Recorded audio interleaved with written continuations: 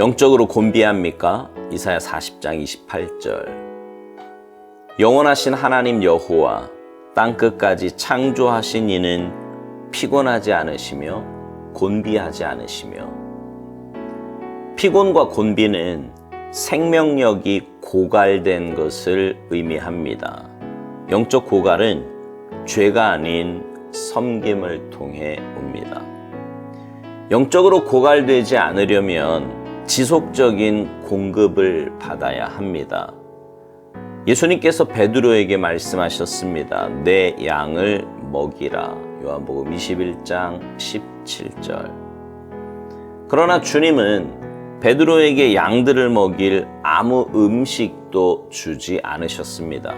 다른 사람을 위해 찢겨진 빵이 되고 부어지는 포도주가 된다는 뜻은 그들이 영적으로 자라나 하나님으로부터 직접 양식을 공급받을 수 있을 때까지 당신이 그들에게 영적 영양분을 주어야 한다는 뜻입니다.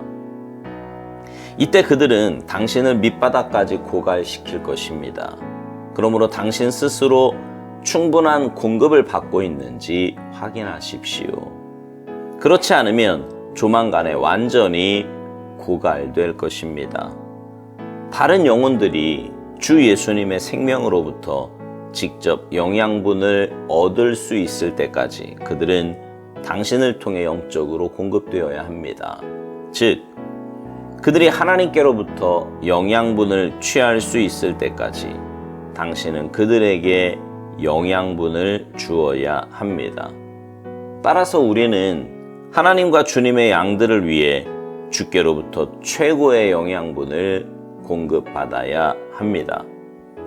하나님을 섬기면서 영적으로 고갈되어 있습니까?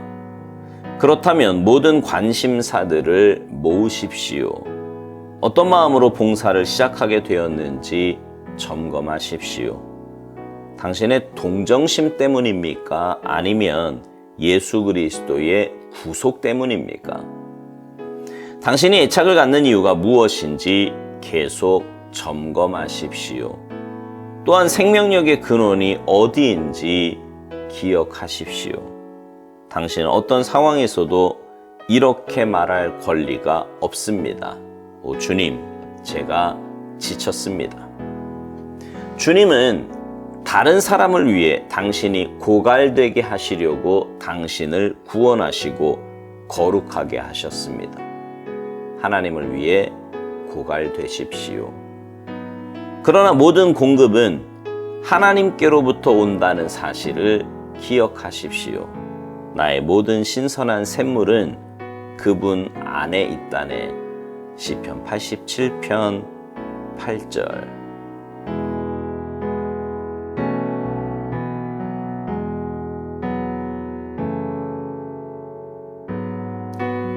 제가요, 우리 부교육자들에게 종종 하는 말이 있습니다.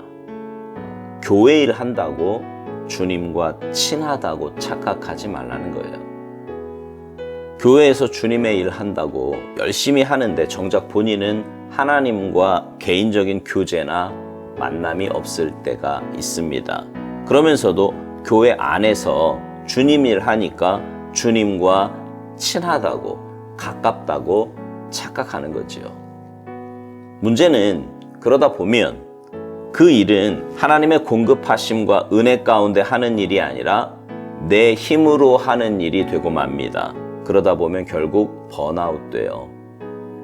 공급이 없는데 쏟아내기만 하니까 결국은 지치게 되는 거죠. 이건 마치 먹지 않고 계속해서 힘을 쓰는 것과 마찬가지입니다. 그러다 보면 결국 탈진할 수밖에 없는 거죠. 그래서 제가 자주 하는 말이 주님의 일은 주님이 주시는 힘으로 해야 한다는 겁니다. 주님이 주시는 힘으로 하려면 주님과 만나야 되고요. 주님과 깊은 교제 가운데 주님의 은혜를 맛보고 누려야 합니다. 그러면 하나님의 일을 하면서도요, 지치지 않아요. 어떤 상황에서도 오버하지 않고요. 어떤 상황에서도 낙심하지 않습니다. 오살도 목사님도 영적으로 고갈되지 않으려면 지속적인 공급을 받아야 한다고 말합니다. 그러면서 베드로의 예를 들어서 말하는데, 주님께서 베드로에게 내 양을 먹이라고 하셨음은 그들에게 영적 영양분을 주어야 한다는 뜻인데, 이때 그들은 당신을 밑바닥까지 고갈시킨다는 거예요. 그러니 당신 스스로 충분한 공급을 받고 있는지 확인하라고 권면합니다. 그렇지 않으면 조만간에 완전히 고갈될 거라고요. 여러분, 하나님께서 우리에게 맡겨주신 영혼들은 그들이 주님 앞에서 자라 온전히 설 때까지 책임지고 양육해야 될 사람들입니다. 그들에게 영적인 영양분을 잘 공급해 주어야 할 책임이 우리에게 있는 거예요.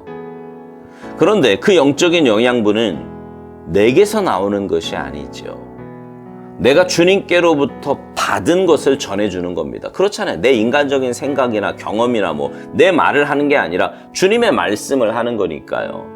그러니 주님께로부터 지속적으로 영적인 영양분을 공급받지 못한다면 고갈될 수밖에 없는 겁니다. 여러분도 그런 때가 있지 않습니까? 열심히 봉사하고 섬기는데 언젠가 힘이 붙인다는 생각이 들 때 말입니다. 지치고 힘들다라는 그런 생각이 들 때 말이에요. 그거는요, 일 자체가 힘들다기보다는 사실은 영적인 고갈이 찾아온 겁니다.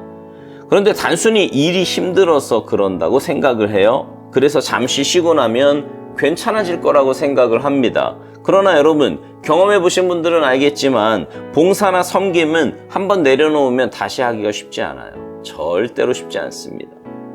영적인 일이라서 그래요. 잠시 쉰다고 채워지는 것이 아닌데 그렇다고 착각해서 그 일을 놓아버리는 거지요. 그리고 그렇게 놓아버린 일은 두 번 다시 할 수 없게 됩니다.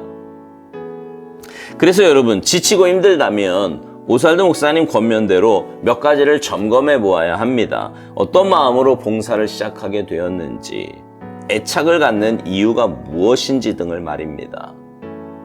만일 인간적인 생각이나 동정심 이런 것으로 시작한 일이라면 먼저 하나님 앞에 나아가서 잘못된 동기와 마음을 내려놓고 회개해야 합니다. 그리고 주님의 마음을 품고 주님 주신 은혜와 힘으로 감당할 수 있도록 기도해야 합니다. 무엇보다 주님께로부터 영적인 영양분을 공급받을 수 있도록 주님과의 만남과 교제에 힘을 써야 합니다. 오스월드 목사님은 우리가 어떤 상황에서도 이렇게 말할 권리가 없다고 이야기합니다. 오 주님, 제가 지쳤습니다. 이런 말할 권리 없대요. 그렇습니다. 주님의 일을 주님 주신 힘으로 감당하는 것이 신앙생활이고 봉사인데 그렇게 말한다는 건 뭔가 잘못하고 있다는 거고요. 내가 내 힘으로 감당하고 있다는 겁니다.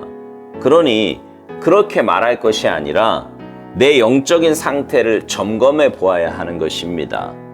오살드 목사님 말대로 우리는 다른 사람을 위해 고갈되기 위해 부르심을 받은 존재들입니다. 하나님께서 우리를 구원하시고 거룩하게 하신 이유가 바로 그런 이유예요. 그러니 하나님의 공급하심을 사모하며 주님께 더 가까이 나아가야 합니다. 그러면 지치지 않을 수 있어요.